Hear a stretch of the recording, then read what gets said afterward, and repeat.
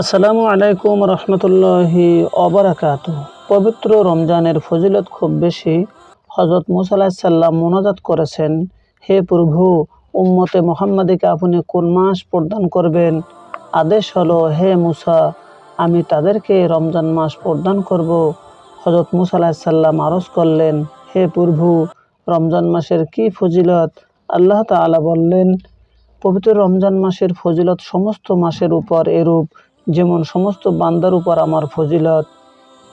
যে ব্যক্তি এই পবিত্র রমজান মাসে রোজা রাখবে, তার জন্য আমি সমস্ত মানুষের, সমস্ত পরিদের এবং সমস্ত সৃষ্টির ইবাদতের পরিমাণ ইবাদত তার আমল নামায় লিখে দেব। আলহামদুলিল্লাহ। হযরত মুসা আলাইহিস সালাম আরজ করলেন, হে প্রভু, আমাকেও উম্মতে মুহাম্মাদের মধ্যে গ্রহণ করুন, তাহলে আমিও উক্ত সওয়াব হতে বঞ্চিত হব না। আরও বর্ণিত আছে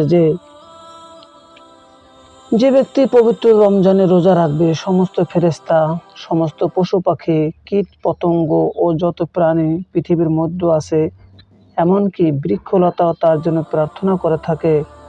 হাদিসে কুদসিতে ইরশাদ করেছেন, মহান আল্লাহ তাআলা বলেন, ক্বাল আল্লাহু তাআলা আস-সাওমু লি ওয়া আনা আজজি বিহি।